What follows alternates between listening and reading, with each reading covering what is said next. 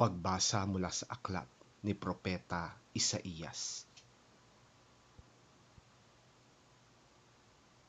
Tulad ng kasabihan, hindi magtatagal at magiging bukirin ang kagubatan ng Lebanon, at ang bukirin naman ay magiging kagubatan. Sa araw na yon, maririnig ng bingi ang pagbasa sa isang kasulatan, at mula sa kadiliman makakakita ang mga bulag. Ang nalulungkot ay muling liligaya sa piling ni Yahweh, at pupurihin ng mga dukha ang banal na Diyos ng Israel, sapagkat mawawala na ang malupit at mapang-api, gayon din ang lahat ng mahilig sa kasamaan. Lilipulin ni Yahweh ang lahat ng naninirang puri, mga sinungaling na saksi, at mga nagkakait ng katarungan sa matuwid. Kaya ito ang sinasabi ni Yahweh, ang tumubos kay Abraham tungkol sa sambahayan ni Jacob. Wala nang dapat ikahiya o ikatakot man ang bayang ito mula ngayon. Kapag nakita nila ang kanilang mga anak na ginawa kong dakilang bansa, makikilala nila na ako ang banal na Diyos ni Jacob. Igagalang nila ang itinatanging Diyos ni Israel. Magtatamo ng kaunawaan ang mga napapalayo sa katotohanan, at tatanggap ng pangaral ang mga matitigas ang ulo.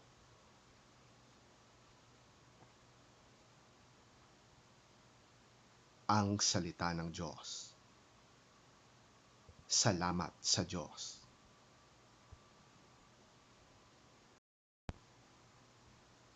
Ang mabuting balita ng Panginoon ayon kay San Mateo. Papuri sa iyo, Panginoon.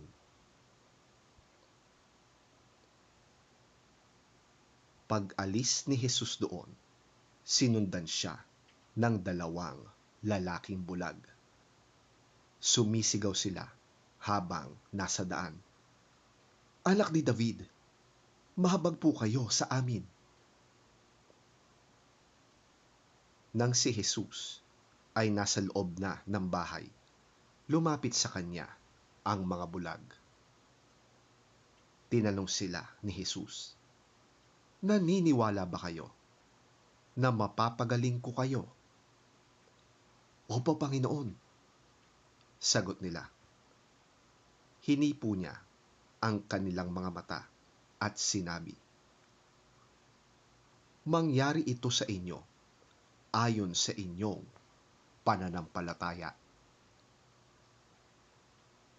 At nakakita nga sila. Mahigpit na ipinagbilin sa kanila ni Jesus na huwag sasabihin niyon kanino man. Ngunit nang sila'y makaalis, ipinamalita nila sa buong lupain yon ang ginawa sa kanila ni Jesus.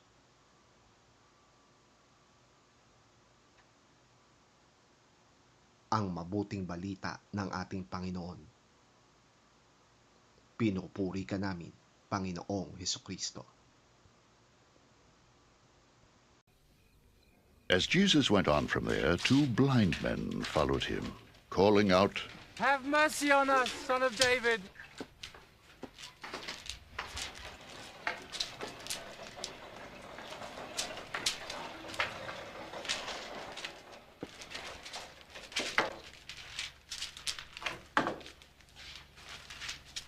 When he had gone indoors, the blind men came to him, and he asked them, "Do you believe that I am able to do this?" "Yes, Lord," they replied.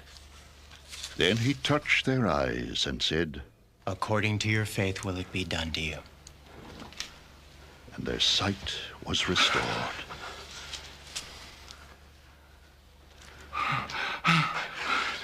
Jesus warned them sternly, See that no one knows about this.